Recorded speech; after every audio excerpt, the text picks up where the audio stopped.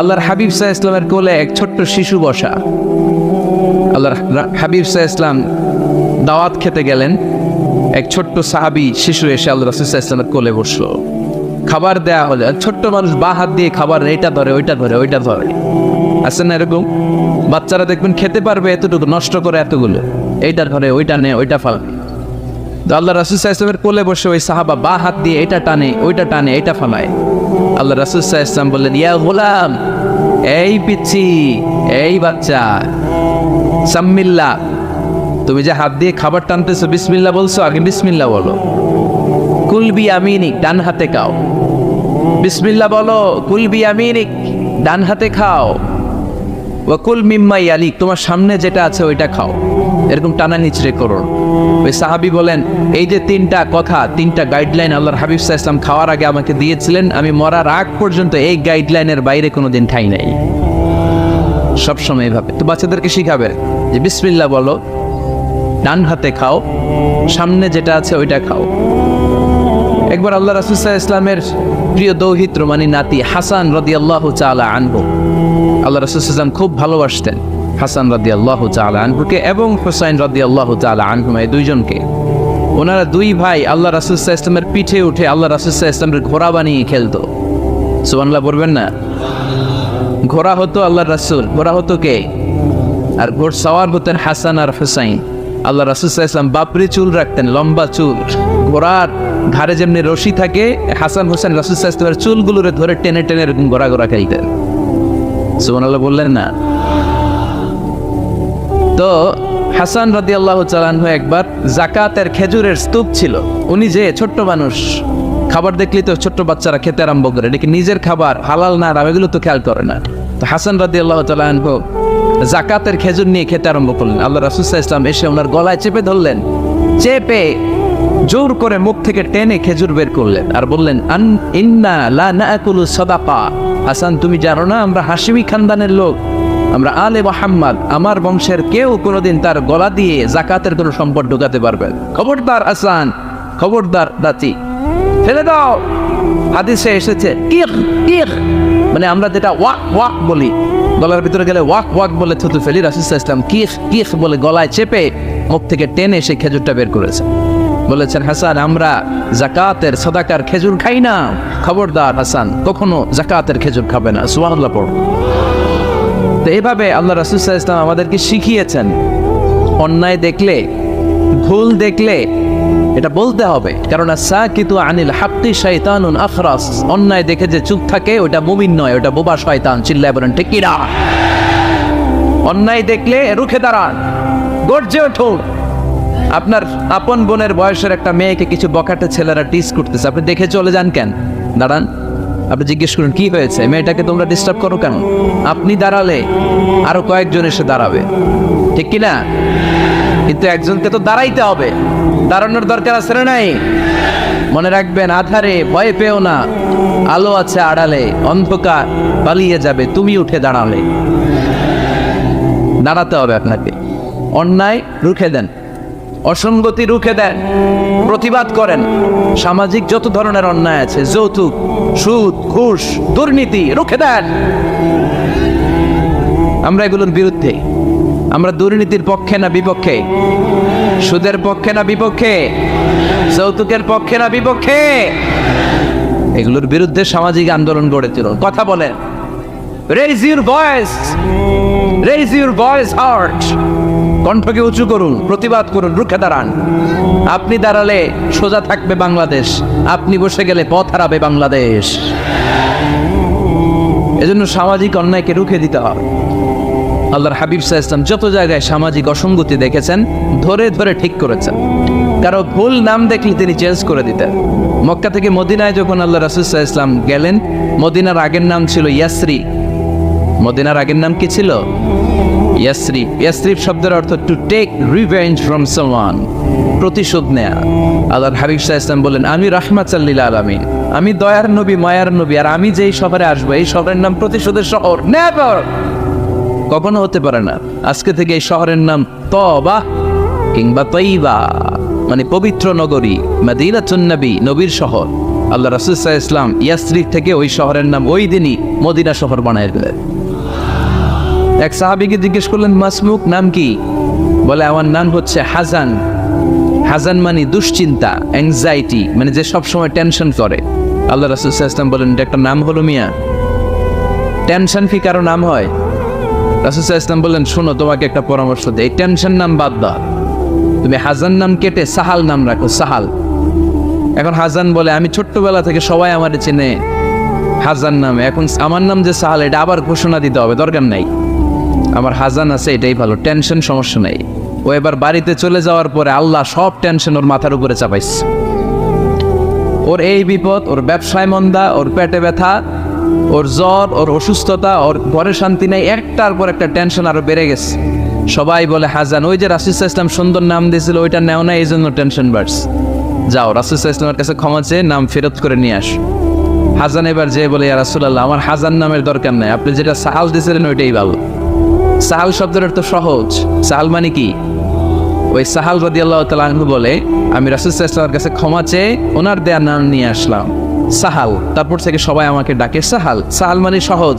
আর ওই দিন থেকে মরার আগ পর্যন্ত আমার জীবনে আর কোনো টেনশন আসে নাই, সব কাজে আল্লাহ সাহাল অর্থাৎ সহজ করে দিয়েছেন। পড়েন সুবহানাল্লাহ। এজন্য উঠে দাঁড়াতে হবে, রুখে দিতে হবে সব অন্যায়। রাজি আছেন তো? যে সূরা থেকে কথা শুনবো এটাকে বলে সামাজিক রীতিনীতির সূরা। আমাদেরকে আল্লাহ তাআলা সোশ্যাল অ্যান্ড মোরাল কিছু গাইডলাইন দিয়েছেন, 10টা গাইডলাইন আল্লাহ তাআলা আমাদের জন্য এখানে ডেডিকেট করেছেন। এবং আমরা দেখব যে এই সমস্যাগুলোর কারণেই আমাদের সমাজে আজকে অশান্তি। কি করে একটা সমাজের শান্তি, শৃঙ্খলা, ভারসাম্য অক্ষুণ্ণ রাখা যায়, এ ব্যাপারে চমৎকার কিছু গাইডলাইন আল্লাহ এই সূরায় দিয়েছেন। আল্লাহ রাসূল সাল্লাল্লাহু আলাইহি ওয়াসাল্লামের 9 জন স্ত্রী এট এ টাইমে বেঁচে ছিল। মোট স্ত্রী 11 জন, দাসী 2 জন, সব মিলে 13 জন। আর এট এ টাইমে বেঁচে ছিল 9 জন। আল্লাহর হাবিব সাল্লাল্লাহু আলাইহি ওয়াসাল্লামের আলাদা কোনো ঘর ছিল না। 9 বিবিরে 9টা ঘর করে দিয়েছিলেন, এগুলোরই বলে হুজরা। সুবহানাল্লাহ পড়েন। উনি যখন ওখানে থাকতেন, মাঝে মাঝে দূর থেকে কিছু বেদুইন লোকেরা আসতো, যাদের মধ্যে সভ্যতা, ভব্যতা আসে নাই। এরা এসে আল্লাহ রাসূল সাল্লাল্লাহু আলাইহি ওয়াসাল্লামকে ডাকা শুরু করতো। আমরা আমাদেরকে যেমনে ডাকি, আপনার নাম যদি হয় আব্দুল্লাহ, আমি আপনার বন্ধু হলে আপনারা ডাকবো, ওই আব্দুল্লাহ এদিকে আয়, এভাবে ডাকবো না? বন্ধু তো, তুই আমার বন্ধু, আব্দুল্লাহ এদিকে আয়। আব্দুর রহিম আমার বন্ধু, আমি ডাকবো, এই আব্দুর রহমান এই। কিন্তু আল্লাহ রাসূল সাল্লাল্লাহু আলাইহি ওয়াসাল্লামের নাম হচ্ছে মুহাম্মদ, ওনারা কি ডাকা যাবে এই মুহাম্মদ এই? ডাকা যাবে? উনি কি আমাদের মতো মানুষ? উনি মানুষ, তবে অসাধারণ মানুষ, ঠিক কিনা? তো কিছু বেদুইন এসে দুপুরবেলা রাসূল সাল্লাল্লাহু আলাইহি ওয়াসাল্লাম বিশ্রাম নিচ্ছিলেন, তারা এসে বলতে আরম্ভ করলো, ইয়া মুহাম্মদ, ইয়া মুহাম্মদ, এই মুহাম্মদ এই, বের হও। আল্লাহ বরদাস্ত করলেন না। আল্লাহ বললেন, খবরদার, নিজেরা নিজেদেরকে যেমনে ডাকো নবীর ওইভাবে ডেকো না, তোমাদের সব আমল বরবাদ হয়ে যাবে। অপেক্ষা করো, অপেক্ষা করো, অ্যাপয়েন্টমেন্ট নাও, পারমিশন নাও, সালাম দাও। কার কথা? চিল্লায় বলতে হবে কার? রব্বুল আলামিন বলেন, ইয়া আইয়ুহাল্লাযীনা আমানু লা তাদখুলু বুয়ুতান গায়রা বুয়ুতিকুম হাত্তা তাস্তানিসু ওয়া তুসাল্লিমু আলা আহলিহা যালিকুম খায়রুন লাকুম লাআল্লাকুম তাযাক্কারুন। পড়েন আল্লাহু আকবার। আল্লাহ বললেন, ও বিশ্বাসীরা শোনো শোনো, তোমাদের ঘর ছাড়া অন্য কারো ঘরে যদি যাও, অপরিচিত কারো বাসায় যদি যাও, যাওয়ার আগে অনুমতি নাও আর সালাম দাও। দেখেন সমাজ পরিবর্তনের ওয়াজ। অনুমতি নিতে হবে, সালাম দিতে হবে, পারমিশন নিয়ে যাবেন, অ্যাপয়েন্টমেন্ট নিয়ে যাবেন। অনেকে এমপির বাসায় যেয়ে ভিড় করে, এমপিরে পায় না, রাগ থাকে, আরে আসছি, এমপি হয়েছে তো কি হয়েছে, পাওয়া যায় না সময় মতো। এমপিরও কাজ আছে না নাই? উনি তো আপনাদের জন্যই কাজ করেন, যে মিটিংগুলো করে আপনাদের জন্য, এই নির্বাচনী এলাকার জন্য করে, এগুলো বুঝতে হবে। অনেক ব্যস্ত মানুষ। হুজুরের বাসায় যে, এই হুজুর নামে না এখনো, এতক্ষণ ধরে বসে আছি, 2 কাপ চা দিয়ে বসায় রাখছে আমাদেরকে, এরকম অভিযোগ আছে না নাই? কিন্তু হুজুরও মানুষ, হুজুরের ঘুমানো লাগে, হুজুরের গোসল করা লাগে, হুজুরের বিশ্রাম লাগে, হুজুরের ফ্যামিলি আছে, হুজুরও অসুস্থ হয়, হুজুর রোবট না, ঠিক কিনা? এগুলো একটু বোঝার চেষ্টা করবেন, একটু আমলে নেবেন। এজন্য সুন্নাহ হচ্ছে কারোর সাথে দেখা করার আগে অনুমতি নিয়ে যাওয়া। মোবাইল থাকলে, ভাই বিকেলে একটু আসতে চাই, উনি যদি বলে হ্যাঁ আসেন, যাবেন, তাহলে 1 নম্বর সুন্নাহ অ্যাপয়েন্টমেন্ট নেওয়া। 2 নম্বর সুন্নাহ যে সালাম দেওয়া, অনুমতি চাওয়া। কারো ঘরে হুট করে দরজায় ধাক্কা মেরে ঢুকা যাবে? আগে কি দিবেন? আওয়াজ করে বলেন, আগে কি দিবেন? সালাম। তারপর আপনার নাম বলবেন। কি বলবেন? আল্লাহর হাবিব সাল্লাল্লাহু আলাইহি ওয়াসাল্লাম ওনার ঘরে বসা, এক সাহাবী এসে দরজার মধ্যে কাড়া নাড়লেন। আল্লাহর হাবিব সাল্লাল্লাহু আলাইহি ওয়াসাল্লাম বললেন, মান্দা, কে দরজায় কাড়া নাড়ে? সাহাবী বললেন, আনা, আমি। বিশ্বনবী বললেন, মান আনতা, তুমি কে? সাহাবী কয়, আনা আনা। আরে নবী, আমি। রাসূল সাল্লাল্লাহু আলাইহি ওয়াসাল্লাম, কিসের আনা আনা? নাম বলো মিয়া। আনা কান্নাহু কারিহা। রাসূল সাল্লাল্লাহু আলাইহি ওয়াসাল্লাম ওর কথাটাই রিপিট করলেন। রাসূল সাল্লাল্লাহু আলাইহি ওয়াসাল্লাম জিজ্ঞেস করলেন, কে? বলে, আমি। আরে তুমি কে? সাহাবী বলে, হুজুর আমি। আল্লাহ রাসূল বলে, আমি। এটা কোনো নাম হইল? নাম বলে। আল্লাহ রাসূল সাল্লাল্লাহু আলাইহি ওয়াসাল্লাম রেগে গিয়ে দুইবার বললেন, আমি। তা আমি বললেন না, আবার নামটা বলবেন। আমি কোনো নাম হইল? তো সাহাবী বললেন, আমি। রাসূল সাল্লাল্লাহু আলাইহি ওয়াসাল্লাম বললেন, না, আমি তোমার নাম না, তোমার নাম বলবোই। তাহলে কারোর সাথে দেখা করতে গেলে প্রথম কাজ হচ্ছে অ্যাপয়েন্টমেন্ট নেওয়া, 2 নাম্বার অনুমতি চাওয়া, দরজায় নক করে সালাম দেওয়া, আর নাম বলা। রাজি আছেন? অনুমতি ছাড়া কারো ঘরে ঢুকবেন না। এটা কি আপনাদের মনে থাকবে? এক সাহাবী বললেন, ইয়া রাসূলুল্লাহ, ইয়া হাবিবাল্লাহ, আমার ঘরে কেউ নাই, শুধু আমি থাকি আর আমার আম্মা থাকে। আস্তাযিনু আলা উম্মি, আমার মায়ের ঘরে যেতেও কি আমার অনুমতি লাগবে নাকি? আল্লাহর হাবিব বললেন, তুহিব্বু আন তারাহা উরিয়ানা, তুমি কি চাও নাকি তোমার মাকে তুমি উলঙ্গ দেখবে? সাহাবী বললেন, না, কশিন কালো আমার মারে আমি উলঙ্গ দেখতে চাই না। আল্লাহর হাবিব সাল্লাল্লাহু আলাইহি ওয়াসাল্লাম বললেন, ইদান ইস্তাযিন আলাইহা, তাহলে তোমার মার ঘরে ঢোকার আগেও অনুমতি নিয়ে ঢুকবা। মায়ের ঘরে ঢোকার আগে অনুমতি নিয়ে ঢুকবা। সাহাবী বলে, আনা খাদিমুহা, রাসূল সাল্লাল্লাহু আলাইহি ওয়াসাল্লাম, আমি ছাড়া ওনার কেউ নাই, আমি তো ওনার খেদমত করি, আমার মার ঘরে ঢোকার আগে অনুমতি নেওয়া লাগবে? আল্লাহ রাসূল সাল্লাল্লাহু আলাইহি ওয়াসাল্লাম বললেন, হ্যাঁ, তোমার মায়ের ঘরে ঢোকার আগেও অনুমতি নেওয়া লাগবে। তাহলে মার ঘরে ঢোকার আগে যদি অনুমতি লাগে, বোনের ঘরে ঢোকার আগে তোর অনুমতির দরকার নেই? হ্যাঁ? ভাইয়ের ঘরে, ভাবির ঘরে ঢুকবেন? হ্যাঁ? অনুমতি নিয়ে ঢুকবেন না। খবরদার, কারো ঘরে ঢোকার আগে অনুমতি নিয়ে ঢুকবো আমরা। হুট করে আমরা অনেক সময় ঢুকে পড়ি। সে হয়তো বিশ্রাম নিচ্ছে, অল্প কাপড় পরে শোয়া, বা বিছানায় এমন ভাবে পড়ে আছে, ওই অবস্থায় সে কারোর সাথে দেখা করতে চাচ্ছে না। ওই অবস্থায় হুট করে ঢোকা যাবে? নক করেন, সালাম দেন, নাম বলেন, পারমিশন চান।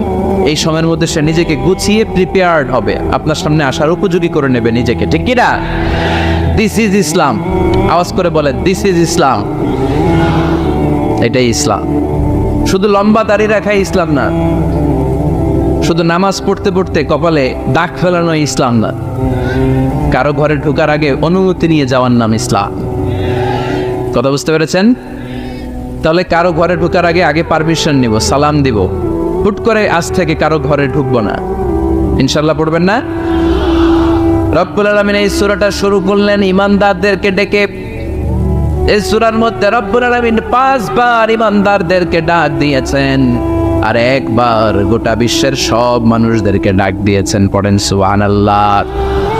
আল্লাহ বললেন, ইয়া আইয়ুহাল্লাযীনা আমানু লা তুকদ্দিমু বাইনা ইয়াদাইল্লাহি ওয়া রাসূলিহি ওয়াত্তাকুল্লাহ ইন্নাল্লাহা সামিউল আলীম।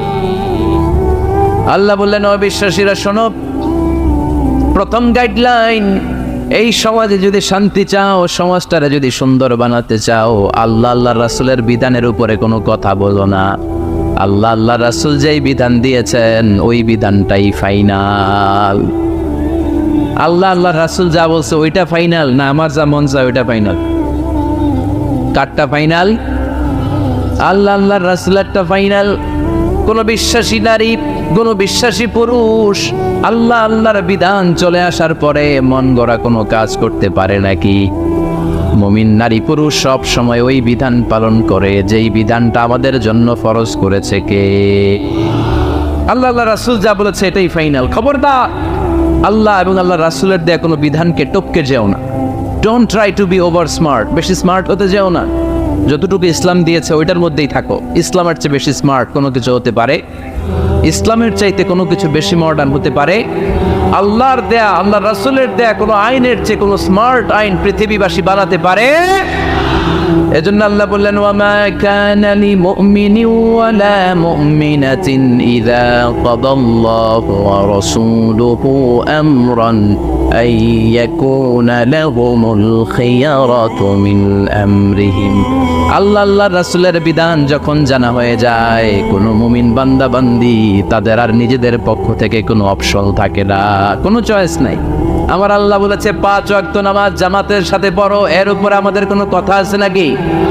আল্লাহ নারীদেরকে বললেন হিজাব পরে রাস্তায় বের হও, এর উপরে কোনো কথা আছে নাকি? আল্লাহ বললেন সমাজের ফিনান্সিয়াল ট্রানজ্যাকশন গুলো ব্যবসার মাধ্যমে হবে, কোনো সুদের কারবার চলবে না, এর উপরে মুমিনদের কোনো কথা আছে নাকি? আল্লাহ রাসূল যেটা বলেছে ওইটাই ফাইনাল, ওইটাই সবচেয়ে শ্রেষ্ঠ। খেয়াল রাখবেন, এর চেয়ে বেশি শ্রেষ্ঠ হতে পারে? এক সাহাবী বললেন আমি সারা রাত তাহাজ্জুদ পড়ব, ঘুমাবো না। এক সাহাবী বলল আমি আর স্ত্রীদের কাছে যাব না। আরেক সাহাবী বলল সারা বছর আমি রোজা রাখবো, আমি কোনোদিন রোজা ভাঙবো না। আল্লাহ রাসূল সাল্লাল্লাহু আলাইহি ওয়াসাল্লাম রেগে গেলেন, কারণ আল্লাহ রাসূল কি এগুলো শিখাইছেন আমাদেরকে? সারা রাত তাহাজ্জুদ এগুলো শিখাইছে? সারা বছর রোজা শিখাইছে? স্ত্রীদের থেকে আলাদা দূরে দূরে থাকা এগুলো শিখাইছে? রাসূল সাল্লাল্লাহু আলাইহি ওয়াসাল্লাম রেগে গেলেন। দেখেন what a check and balance, Islam কতটা ভারসাম্যপূর্ণ জীবন ব্যবস্থা। আল্লাহ রাসূল সাল্লাল্লাহু আলাইহি ওয়াসাল্লাম ডেকে বলেন কার এত সাহস যে বলেছে সারা রাত তাহাজ্জুদ পড়বে? কই, আমি নবী তো সারা রাত তাহাজ্জুদ পড়ি না, আমি নবী তো তাহাজ্জুদ পড়ি আবার ঘুমাই, তো আমি ঘুমাইয়া আল্লাহর এত বড় প্রিয় বান্দা হতে পারি, তোমার সমস্যা কোথায়? আমি নবী হয়ে 11 জন স্ত্রীর সাথে মেলামেশা করতে পারি, তোমার মিশতে সমস্যা কোথায়? আমি নবী রোজা রাখি, আবার মাঝে মাঝে রোজা রাখি না, দিনের বেলা খাই, এভাবে মানতে তোমার সমস্যা কোথায়? ইন্নী লাখশাকুম লিল্লাহি ওয়া আতকাকুম লাহু, আমি নবী সবার চাইতে বেশি আল্লাহরে চিনি, আমার নবীর চাইতে আল্লাহরে বেশি কেউ চিনে? আরে নবী তো আমাদেরকে আল্লাহকে চিনিয়ে দিয়েছে, চিল্লায় বলেন ঠিক কি না? আমার নবীর চাইতে কেউ বেশি বুজুর্গ হতে পারবে না, আমার রাসূলের চাইতে কেউ বেশি আল্লাহওয়ালা হতে পারবে? তার মানে রাসূল যতটুকু শিখিয়েছে অতটুকুই শ্রেষ্ঠ। এটা টপকিয়ে এটার উপর দিয়ে অ্যাডভান্স হয়ে সামনে যাওয়া যাবে? বেশি বোঝা যাবে না, খবরদার। রাসূল যেটা শিখিয়েছেন অতটুকুর মধ্যে থাকতে হবে, তাহলে কল্যাণ আর বরকত দিবে কে? মাগরিবের ফরজ নামাজ কয় রাকাত? কয় রাকাত? তো কেউ যদি বলে আমি অনেক বড় আল্লাহর ওলি, আমি 5 রাকাত করব সব বেশির জন্য, হ্যাঁ কি কয় হবে না? 5 রাকাত তো সেজদা কয়েকটা বেশি আছে এটার মধ্যে, রুকু কয়েকটা বেশি, কষ্টও বেশি, হবে? কথা কয় না, হবে? রমাদানের 30 দিন রোজা রাখা ফরজ, আপনি যদি বলেন না রমজানে না রেখে এটা আমি শাবান জুলকাদ জুলহজ 3 মাস টানা 90 দিন রেখে দিব, বেশি রাখবো আমি, হবে? হবে, কারণ বেশি বুঝছে। কারণ কি? আল্লাহ রাসূলের চাইতে বেশি বোঝা যাবে, আল্লাহ রাসূলের চাইতে বেশি বুজুর্গ সাজা যাবে। খবরদার, never be advanced from Allah and his রাসূল। আল্লাহ এবং আল্লাহ রাসূলের চাইতে আমরা অ্যাডভান্স হব না। আল্লাহ রাসূল যা দিয়েছেন ওইটাই ফাইনাল। ওইটা কি ফাইনাল? আওয়াজ করে বলেন ওইটা কি? তাহলে সামাজিক সুখ সম্প্রীতির প্রধান মাধ্যম হচ্ছে আল্লাহ রাসূল যা বলেছে এটাই আমরা মানব, এর উপর আমরা কোনো কথা বলতে চাই? এরপর আল্লাহ ইমানদারদেরকে আবার ডাক দিলেন, বললেন ইয়া আইয়ুহাল্লাযীনা আমানু লা তারফাউ আসওয়াতাকুম ফাওকা সাওতিন নবী, ও বিশ্বাসীরা খবরদার, আমার নবীর কণ্ঠের চাইতে তোমাদের কণ্ঠ বড় করো না। ঘোষণাটা কার? কারণ সাহাবারা আল্লাহ রাসূল সাল্লাল্লাহু আলাইহি ওয়াসাল্লাম চারদিকে এরকম ঘিরে বসে থাকতো, এজন্য সাহাবাদেরকে উদ্দেশ্য করে আল্লাহ বললেন আমার নবীর গলার সাউন্ড যতটুকু তোমাদের সাউন্ড থাকবে অতটুকু বা অতটুকুর চেয়ে কম, এর চেয়ে বড় হওয়া যাবে তাহলে বেয়াদবি হয়ে যাবে। তাহলে কি হয়ে যাবে? বনু তামিম গোত্রের নেতা কে হবে? আল্লাহর হাবিব সাল্লাল্লাহু আলাইহি ওয়াসাল্লাম পরামর্শ করছিলেন। আবু বকর রাদিয়াল্লাহু তাআলা আনহু বললেন আমার মনে হয় এই লোকটা হইলে ভালো হয়। ওমরে ফারুক বলেন না, উনি না, আমার মতে এই লোকটা হইলে ভালো। সাইয়েদনা আবু বকর বললেন আরে না ওমর, তুমি বুঝো না, আমি যার কথা বলেছি সে হলে সবচেয়ে ভালো, তার মধ্যে নেতৃত্বের গুণ আছে। সাইয়েদনা ওমর ফারুক বলেন না, আপনি বুঝেন নাই, আপনার আমি ভালো বুঝছি, আমি যারে বলেছি সেই হবে নেতা। তর্ক আছে না নাই? এই তর্ক, কথার নাম কথা, কথার পিঠে কথা করতে করতে করতে করতে এনাদের মধ্যে একটু ঝগড়ার একটা ভাব। বিশ্বনবী বসা, এই ঝগড়া করতে করতে সাউন্ড বড় হয়ে গেছে, এই উনি হবে, উনি বলে না উনি হবে, বিশ্বনবীর কণ্ঠের চাইতে কণ্ঠ উঁচু হয়ে গেল, আরশের উপর থেকে একটা ধমক দিলেন কে? আল্লাহ বললেন, খবরদার লা তারফাউ আসওয়াতাকুম ফাওকা সাওতিন নবী, নবীর কণ্ঠের চাইতে কণ্ঠ উঁচু করো না।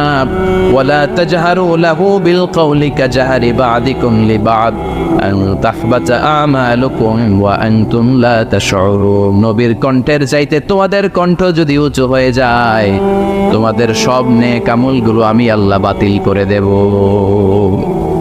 ধমকটা ছোট না বড়? ছোট না বড়? মনোযোগ আছে আপনাদের? যদি নবীর কণ্ঠের চাইতে তোমাদের কণ্ঠ বড় হয়, জীবনে যত ইবাদত করছো সব বাতিল, নামাজগুলো বাতিল, কাজে আসবে না। হজ করছো বাতিল, রোজা রেখেছো বাতিল, সব বাতিল। বেয়াদবি করেছো নবীর সাথে, চিল্লায় বলেন ঠিক কিনা? নবীর কণ্ঠের চাইতে নিচু হতে হবে কণ্ঠ। এই আয়াত আসার পরে সাহাবারা তো এমন ভয় পেলেন, এবার নবীর কাছেই কেউ আসে না। সুবহানাল্লাহ বলবেন না? ভয়ে আসে না, ভয়ে না জানি আমার কণ্ঠ আবার নবীর কণ্ঠের চাইতে উঁচু হয়ে যায়। ওমর ফারুক রাদিয়াল্লাহু তাআলা ডানে ঘুরে বায়ে ঘুরে কাছে আসে না। আবু বকর রাদিয়াল্লাহু তাআলা ডানে ঘুরে বায়ে ঘুরে কাছে আসে না।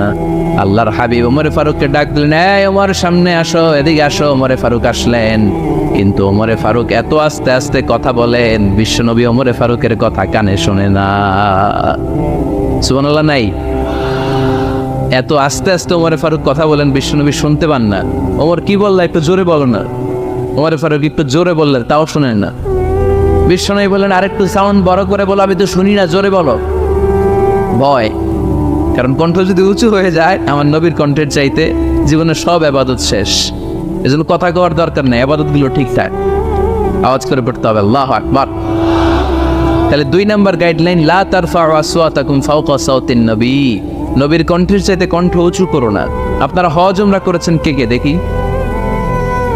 মাশাআল্লাহ, হাত নামান। যারা আমরা করি নাই, আমরা আল্লাহর কাছে কামনা করি, আল্লাহ আমাদেরকেও তুমি যাওয়ার তৌফিক দাও। আমরাও যেন আমার নবীর কবরের সামনে দাঁড়িয়ে নবীর সালাম পড়তে পারি, তৌফিক দাও। আমরাও যেন রাউদাতুম মিন রিয়াদিল জান্নাহ ঢুকে 2 রাকাত নামাজ পড়তে পারি, তৌফিক দাও। তোমার ঘরটা যেন তাওয়াফ করতে পারি, তৌফিক দাও। মক্কা মদিনার ঐতিহাসিক জায়গাগুলো যেন দেখে হৃদয়টারে ঠান্ডা করতে পারি, আল্লাহ তৌফিক দাও। তো যারা গিয়েছেন তারা জানেন, মসজিদে নববীতে নামাজের পরে আপনারা যখন পূর্ব দিকে, প্রথম কাতারের পূর্ব দিকে সবাই লাইন ধরে যেতে যেতে প্রথমে বাম দিকে পড়ে রাউদাতুম মিন রিয়াদিল জান্নাহ, জান্নাতের বাগান সমূহ থেকে একটা বাগান। পুরো মসজিদে নববীর কার্পেটের এক কালার, ওই রাউদাতুম মিন রিয়াদিল জান্নাহর কার্পেটের আরেক কালার। আল্লাহ রাসূল সাল্লাল্লাহু আলাইহি ওয়াসাল্লামের ঘর আর মিম্বার এতটুকু জায়গাকে অন্য কালারের কার্পেট দেয়া হয়েছে। এটা দুনিয়ার বুকে জান্নাতের টুকরার মধ্যে থেকে একটা টুকরা। সুবহানাল্লাহ।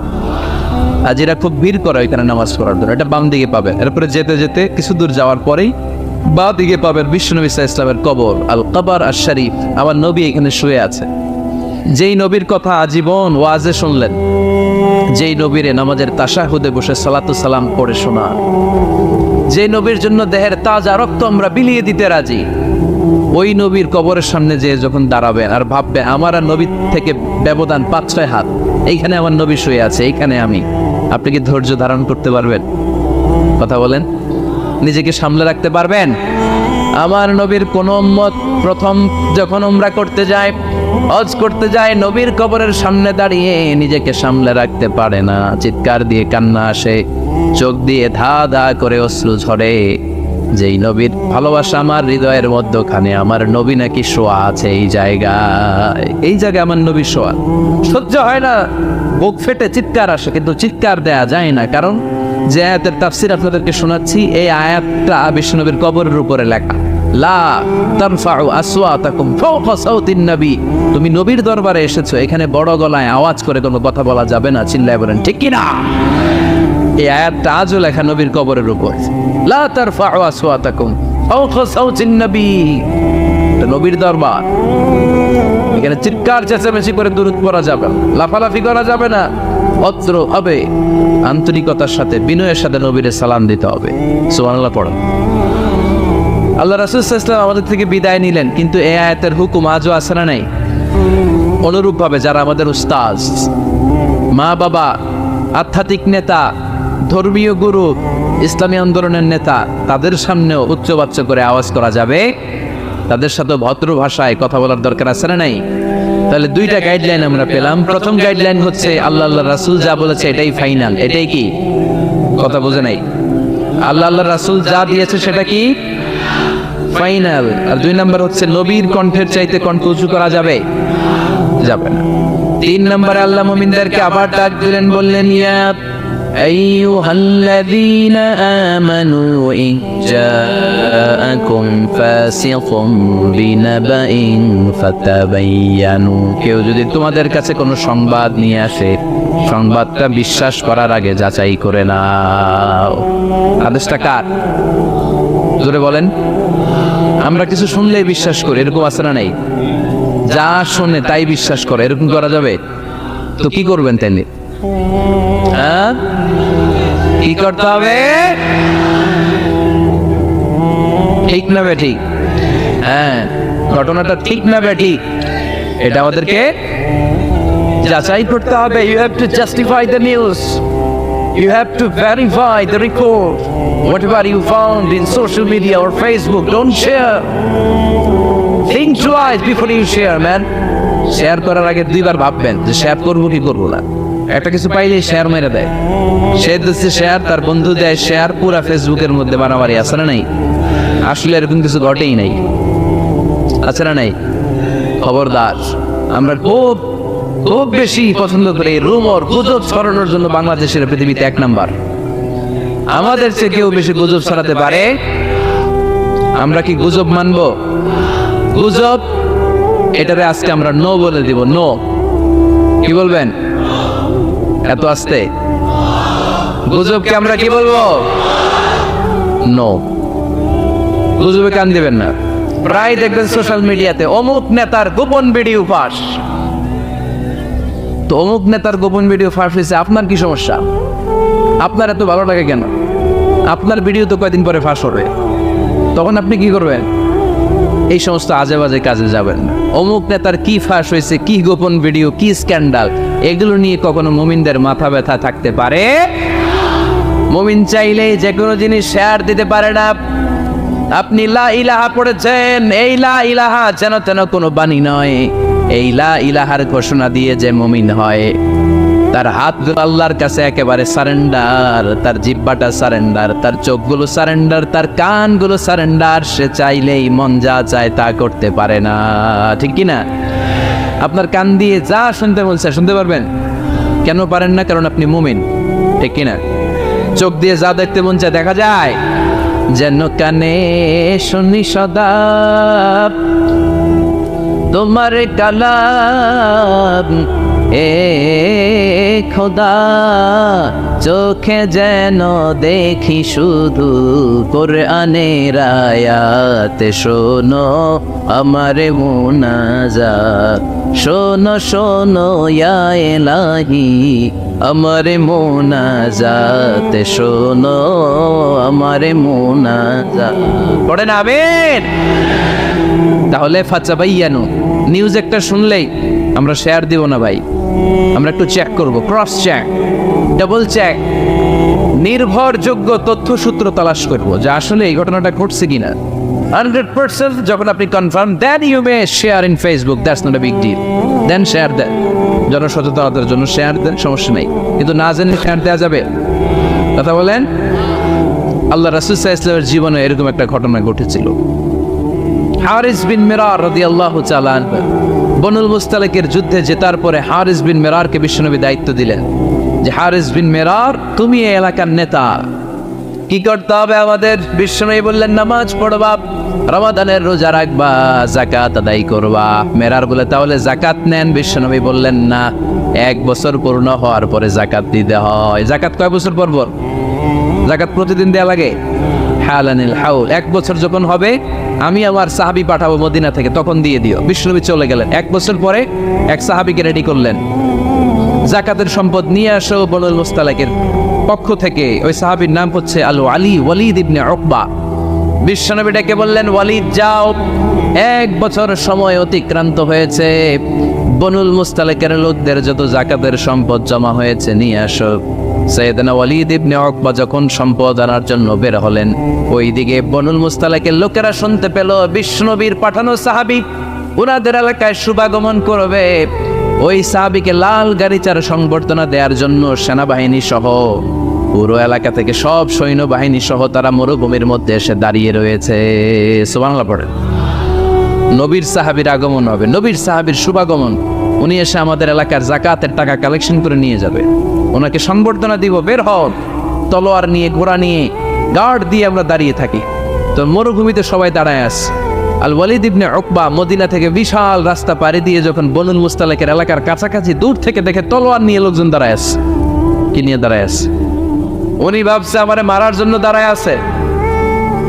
উনি মনে মনে ভাবলেন বিশ্বনবী পাঠালেন যাকাত নেয়ার জন্য, যাকাত পরে নিব, আগে জান সামলাই। কারণ এলাকার লোকেরা সব তলোয়ার নিয়ে সেনাবাহিনী সহ দাঁড়ানো। আসলে কথাটা কি ঠিক? মারার জন্য দাঁড়ায় আছে কি জন্য?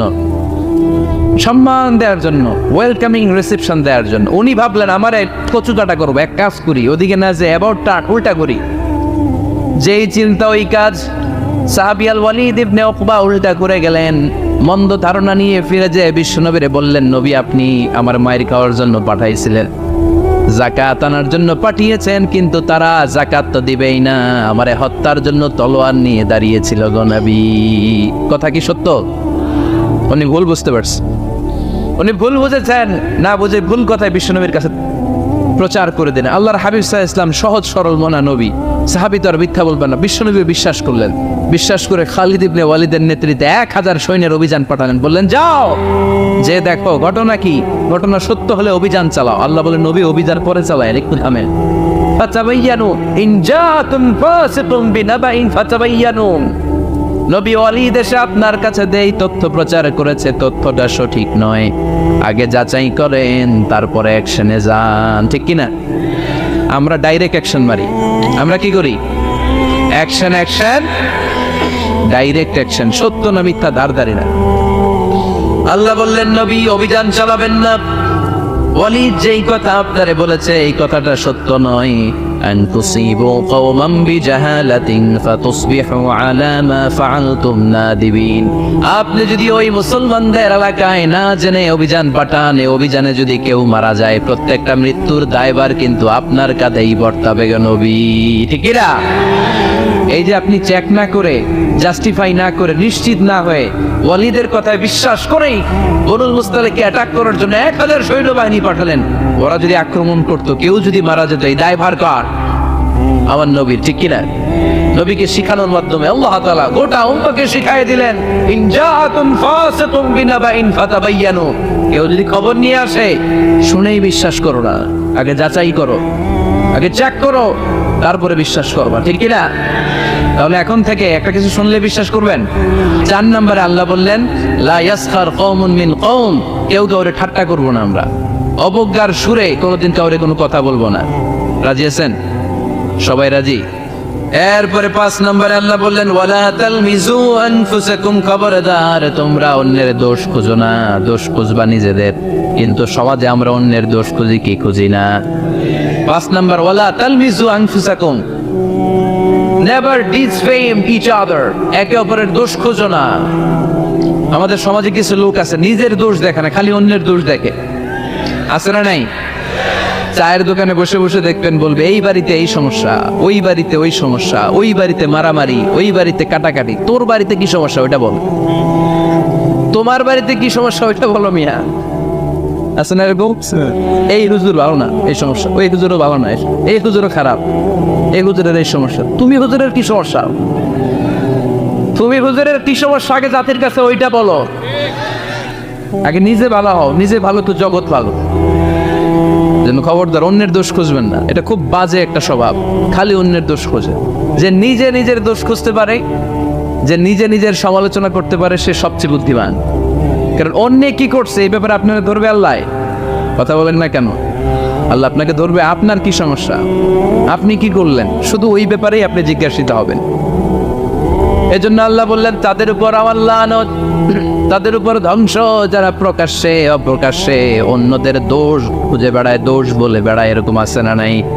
আল্লাহ লানত দিয়ে বললেন ওয়াইলুল লিকুল্লি হুমাযাতিল লুমাযা, গোপনে দোষ খোঁজে প্রকাশ্যে দোষ বলে, তাদের উপর আল্লাহর লানাত।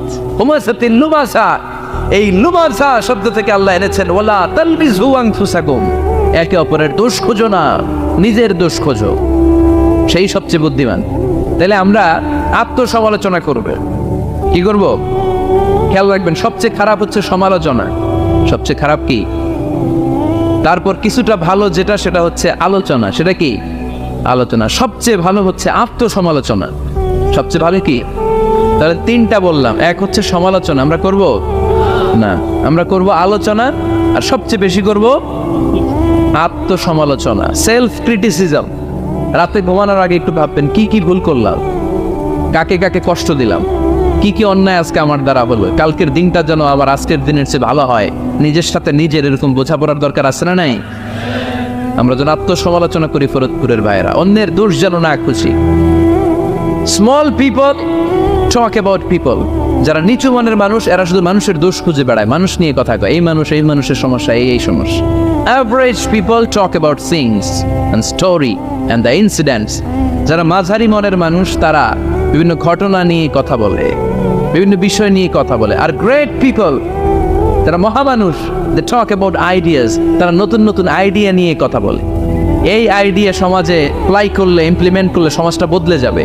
এই আইডিয়া এখানে সেট করলে এখানে কল্যাণ হবে। বড় মনের মানুষরা আইডিয়া নিয়ে কথা বলে। এখন দ্য ডিসিশন ইজ ইয়োর্স, সিদ্ধান্ত আপনার। আপনি কি ছোট মনের মানুষ হবেন না বড় মনের মানুষ হবেন?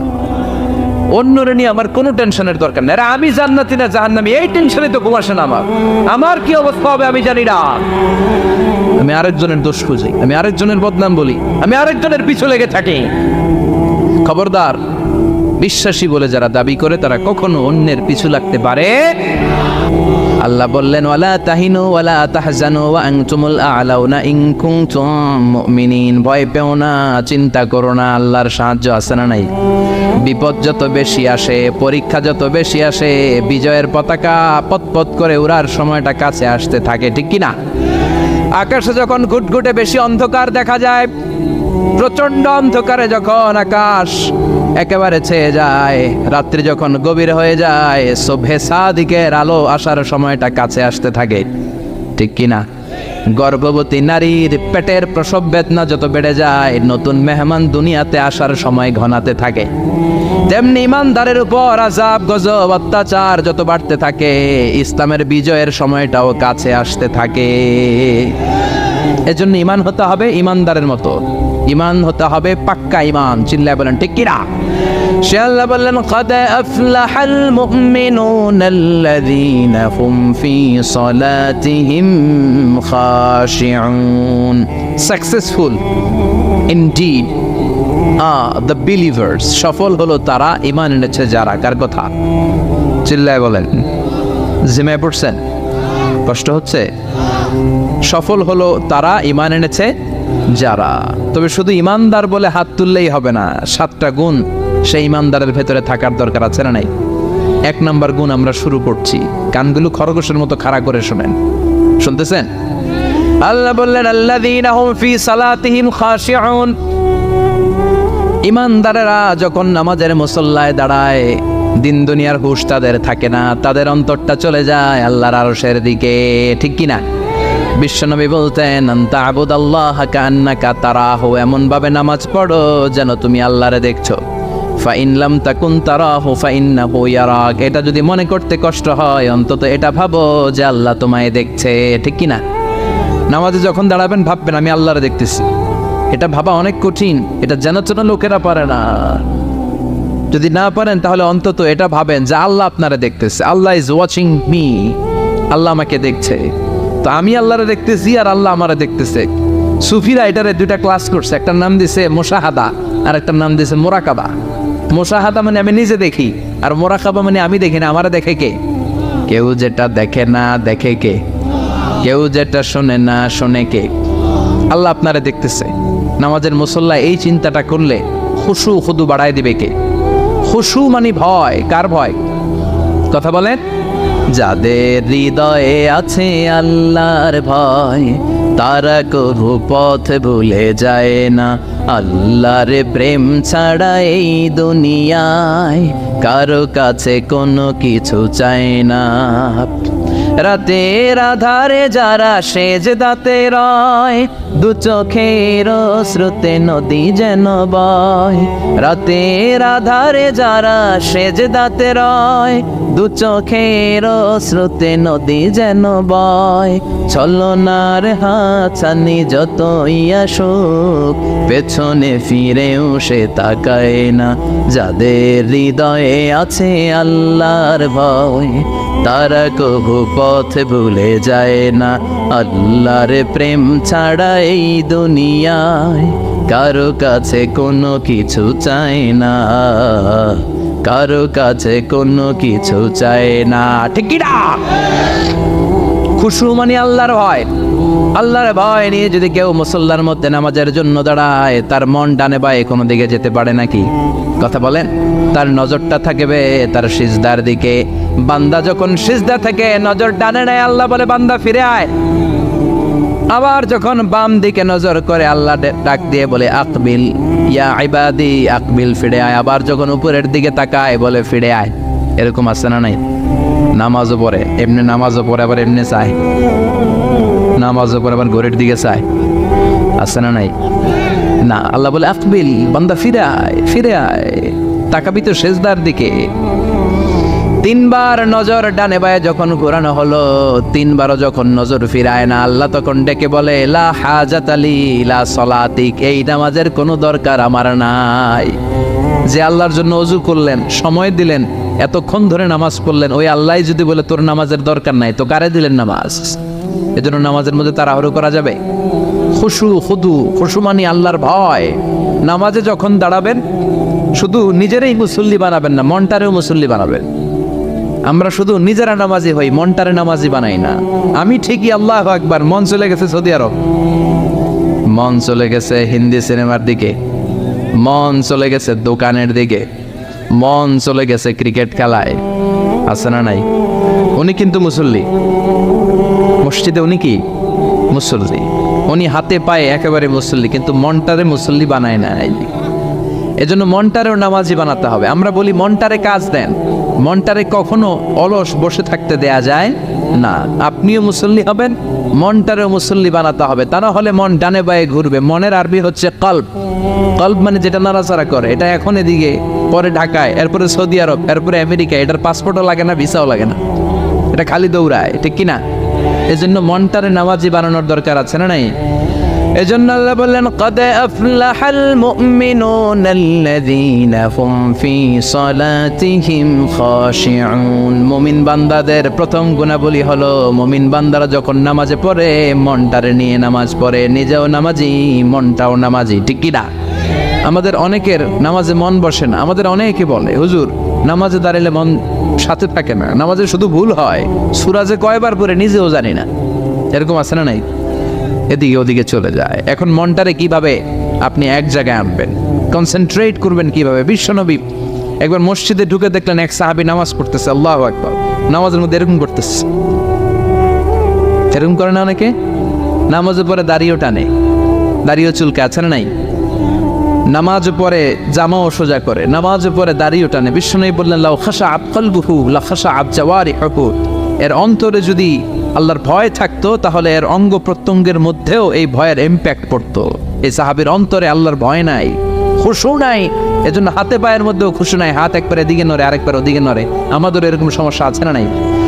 বিশ্বনবী বললেন তোমাদের যদি খুশু খুদু নামাজের মধ্যে বাড়াতে মনে চায়, নামাজের মুসল্লায় দাঁড়িয়ে হৃদয়টারে যদি আল্লাহর আরশে পাঠিয়ে দিতে মনে চায়, তাহলে নামাজের মুসল্লায় যখন দাঁড়াবা মনে করবা এটাই হতে পারে জীবনের শেষ নামাজ। 5টা টিপস দিব আপনাদের মনোযোগ বাড়ানোর জন্য। 5টা। কয়টা? নামাজে মনোযোগায়ন কিভাবে করবেন 5টা টিপস খেয়াল করে রাখেন, কিভাবে নামাজের মনোযোগ বৃদ্ধি করবেন। টিপস নাম্বার 1, সল্লু সলাতান মুআদ্দিয়া, বিদায়ী নামাজ পড়বেন। মনে করবেন হতে পারে আজকের এই নামাজটাই আমার জীবনের শেষ নামাজ। এখন বাজে 10:30, আপনাকে বলা হলো আজ রাত 1টার দিকে আপনার জীবনের হায়াত ফুরিয়ে যাবে। চলে যাওয়া লাগবে না আমাদের? থাকতে পারবো আমরা? চলে যাওয়া লাগবে। রাত 1টায় মালাকুল মউত চলে এসে রূহ কবজ করে নিয়ে যাবে। আর 1.5 ঘন্টা আপনার হাতে সময়। এই 1.5 ঘন্টায় আপনি নামাজ রোজা যা পারেন করে নেন। আপনার হুঁশ থাকবে? কথা কন। 1.5 ঘন্টা পরে আপনার মরণ। আপনি তাড়াতাড়ি করে অজু করে আসবেন, যায় নামাজে দাঁড়াবেন, মনে মনে ভাববেন আজকে জনমের মতো মাফসা আল্লাহর কাছে, আকাম কুকাম যা করছি সব কাইন্দা একেবারে মাফ করায় ফেলাম আল্লাহর কাছে, ঠিক কি না? সেদিন আপনি অজু করবেন চমৎকার ভাবে পাঞ্জাবিটা পরে, আতর মেখে, টুপিটা পরে মুসল্লার মধ্যে দাঁড়িয়ে আল্লাহু আকবার বলে নামাজ শুরু করবেন। ওই দিনের নামাজে আপনার কোনো তাড়াহুড়ো নাই। আছে? আজীবন তাড়াহুড়ো করছেন, কিন্তু ওই দিন আপনার তাড়াহুড়ো নাই। ওই দিনের রুকুটা আপনার জীবনের শ্রেষ্ঠতম রুকু হয়ে যাবে। ওই দিনের সেজদাটা আপনার জীবনের শ্রেষ্ঠতম সেজদা হয়ে যাবে। ওই দিন আপনি সেজদায় পড়ে চোখের পানি দিয়ে জায়নামাজ ভিজিয়ে দিবেন না? কথা বলেন, দেবেন না? এর কারণ আপনি জেনে গেছেন এটাই আপনার জীবনের শেষ নামাজ, ঠিক কি না? তো এই যে প্রত্যেক নামাজের সময় মসজিদে যে আল্লাহু আকবার বলে যে দাঁড়াই, এই নামাজের পরে আবার কোনো নামাজের চান্স আমি জীবনে পাবো কিনা কোনো গ্যারান্টি আছে? চিল্লায় বলতে হবে, গ্যারান্টি আছে? আরো 30 মিনিট আমরা সবাই বেঁচে থাকবো, গ্যারান্টি? আরো 10 মিনিট বাঁচবো, গ্যারান্টি? শ্বাস যেটা ভিতরে নিলাম ফেলতে পারবো, কোনো গ্যারান্টি আছে? তাহলে প্রতিটা নামাজের সময় আমরা এই কথাটা ভাবি না কেন যে হতে পারে এই নামাজটাই আমার জীবনের শেষ নামাজ, হতে পারে আজকের এই সেজদাটা আমার জীবনের শেষ সেজদা। চিল্লায় বলেন ঠিক কি না?